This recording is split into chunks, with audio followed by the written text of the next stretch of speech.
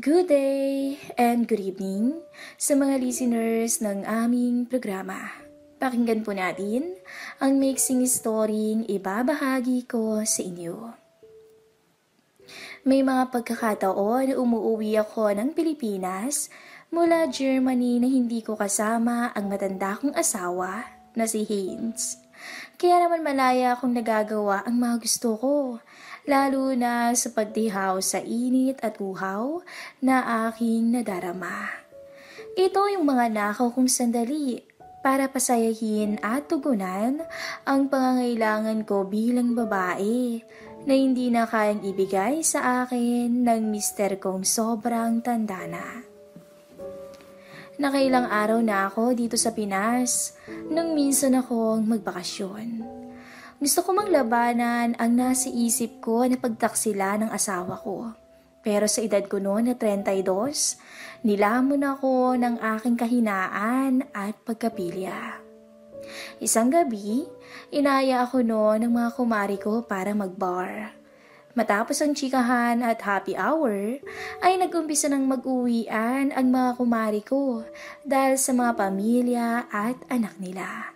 Kaya naman ako ang naiwan na lamang na mag-isa. Medyo tipsy na ako nang nakakita ako ng isang hot guy na may tattoo. Talagang na-turn on ako noon at ginusto ko agad na lapitan yung lalaki. Pero sa kasawiang palad, natapos bigla ang pagpapakyut ko nang makita ko na may kasamang buntis na babae at 2 bata yung poging lalaki na obvious na misis at mga anak niya yun. Sobrang na-disappoint ako at nainggit sa misis ng maswerteng nalahian ng gwapo. Ako man ang nasa poder niya ay kakalimutan ko rin ng family planning pag ganyang kamacho ang mister ko.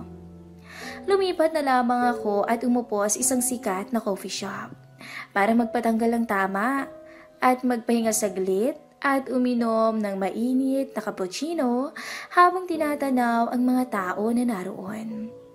Karamihan mga grupo ng kabataan na nabibilang sa henerasyon ng millennials at Gen Z. Doon ko napansin ang mga binatang lalaki na nasa edad 19 hanggang 22 na nakatambay sa table na malapit lang sa pinto ng shop. Nabatid ko sa kanilang usapan na parang naganap sila ng babaeng customer. Pati sa mga kilos at tingin nila, halata at mararamdaman mong pwede silang arkilahin para magbigay ng aliw sa kahit sinong babae. At doon pumasok sa isipan ko na gumamit ng lalaki kahit magbayad, mawala lang ang uhaw na aking nadarama. Habang pinagmamasdan ko ang grupong yun, ay nabighani ako at pinagmasdan ng gusto ang isang lalaki na nasa edad 20. Matangkad siya, around 5'11", moreno, krukat ang gupit, chinito at kalukalag ni Tony Labgrusca. Mababakas sa lalaki ang muscle nito dahil naka-tank top na lang ito at fitted na pantalon. Napakarumi ng aking isipan sa oras na yon. Iniisip ko na todo bigay yung binata habang magkasalo kaming dalawa sa kama. Lihim akong napakagatlabi habang iniisip ang mga bagay na yon. Ilang saglit ay nahalata ng lalaki na pinagmamasdan ko siya. Lumapit ito sa akin at nabigla ako nang initaan niya ako bigla. Tumayo at wari papalapit sa akin, ngunit na-disappoint ulit ako nang biglang nagtungo ito sa cashier para umorder. Palabas na sana ako nang bigla akong nakita na nasa harapan ko na ang binatang gwapo na may hawak pang kape. Nagtanong nito kung pwedeng makiupo, sabay ngiti ulit nito sa akin. Bigla akong natigilan at hindi na nakakilos mula sa aking kinauupuan. Hindi ako nakasagot agad dahil nabighani ako sa mapupungay na mata nito at boses na buong buo. Malalim at lalaking-lalaki ang tunog. Naging matino naman agad ang isipan ko sa gitna ng pagkatuwa at excitement. Pinaupo ko naman ang gwapong binata. Wala munang salitaan na namagitan sa amin. Kindatan at ngitian lang ang aming ugnayan. Para akong nagpapaligaw na dalaga sa oras na yun. Yung tipong teenager na sabik sa crush na boylet. Nawalan ako ng kahihiyan na kahit sa edad kong to ay pinili kong lumande sa lalaking halos anak ko na lang ang edad. Ang mahalaga sa akin ngayon ay mapasakin ang nakakatakam na binatang to. Ilang saglit pa ay nagkwentuhan na rin kami. Inamin ko ang ilang bagay sa aking sarili tulad ng aking edad. Na may asawa akong matandang foreigner at may anak na rin. Binanggit ko rin sa kanya ang tunay kong pangalan. Wala naman akong pangamba na magpakatotoo sa kanya. Total, panandali ang aliw lang naman ang pwedeng mamagitan sa amin. Dito ko nalaman na Jack pala ang pangalan niya. At nagulat ako nang malaman kong nagtatrabaho siya bilang kargador sa umaga.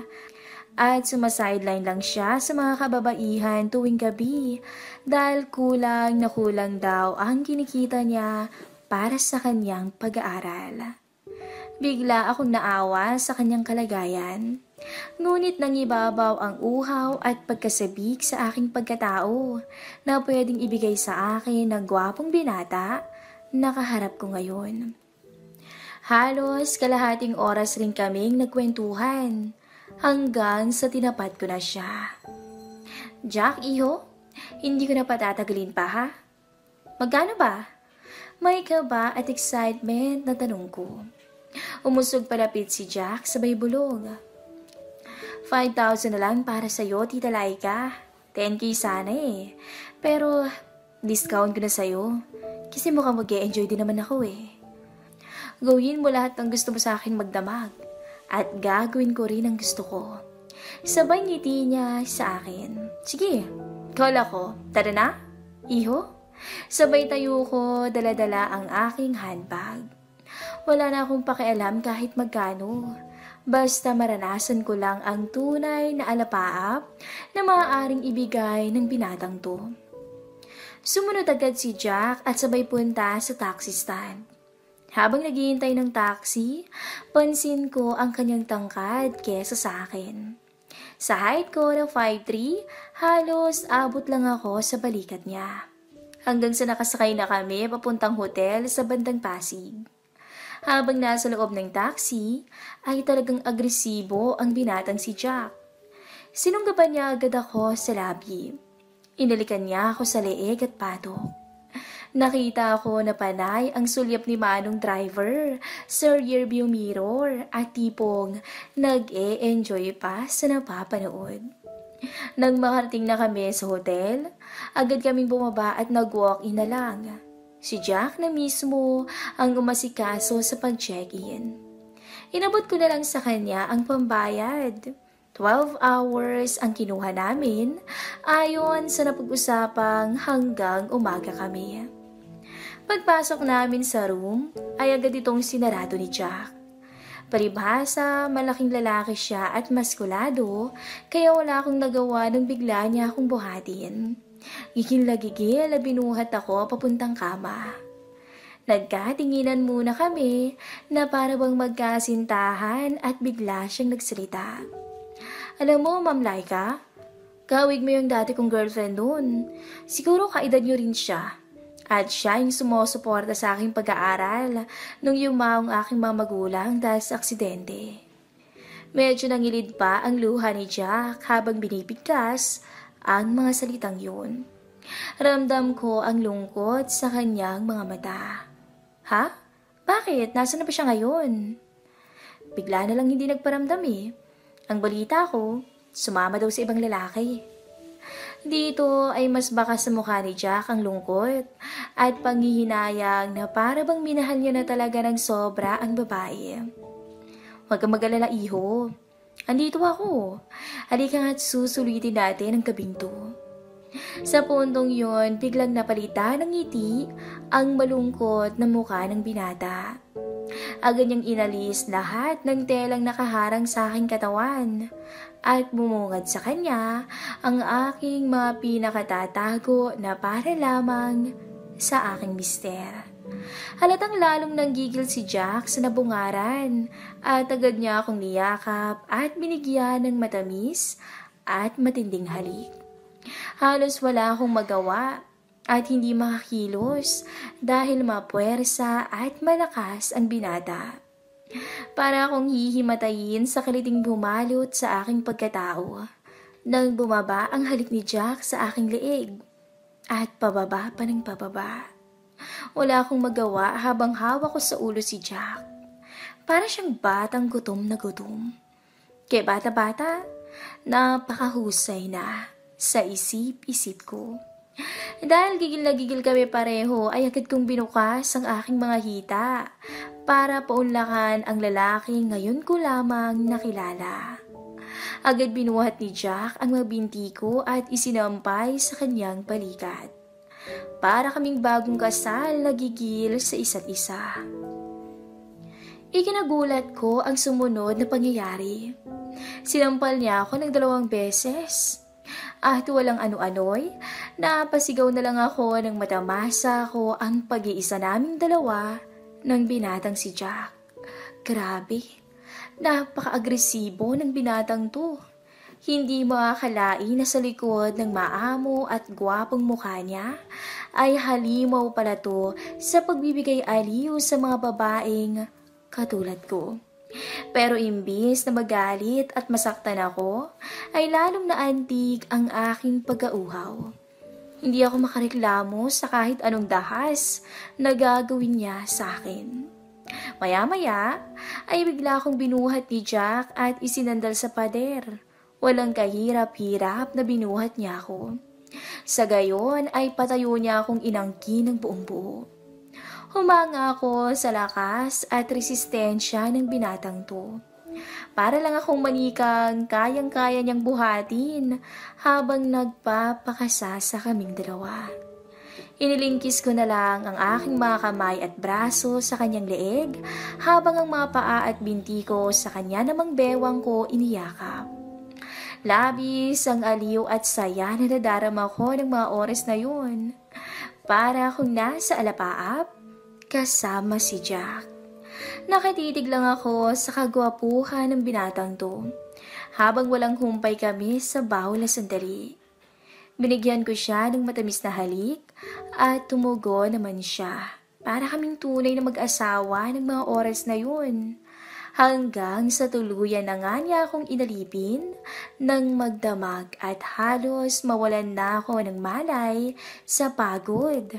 Pero hindi niya pa rin ako tinantanan. Ilang sandali pa ay tuluyan naming narating ang rurok.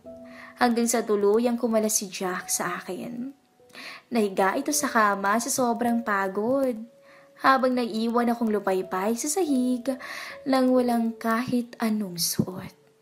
Pagod na pagod man, ay matinding aliw naman ang naranasan ko kay Jack. Naging sulit ang gabi ko sa binata. Inabutan ko siya ng pera nang higit pa sa napagkasunduan dahil lubos niya akong napaligaya at sa isip-isip ko ay para maidagdag din sa kanyang pag-aaral. Nagkita pa kami ng ilang beses habang narito ako sa Pilipinas at tila may nabuo na ngang pagmamahal sa aming dalawa. Ngunit masakit man ay tinapat ko siya na kahit gustuhin man namin ay mali at bawal ang aming relasyon dito sa Pilipinas. Hanggang sa tuluyan akong nagpaalam sa kanya pagkatapos ng aking bakasyon. Bumalik ako sa asawa ko sa Germany, baon ang mga matamis na alaala ni Jack. Aminado ako na medyo nahumaling din ako sa binatang yun dahil napakalambing, marespeto at hanggang maginoo naman ang binata sa aming ugnayan. Pero ibang-iba siya pagdating sa kama. Medyo wild at may pagkabastos. Ngunit yun ang tipo kong lalaki. Maginoo, pero bastos. Kung nasaan man si Jack ngayon, I wish him well. Hindi ko hinuhusgahan ang napili niyang kinabubuhay. Wala akong karapatan dahil ako mismo pumatol sa kanya bilang kliyente.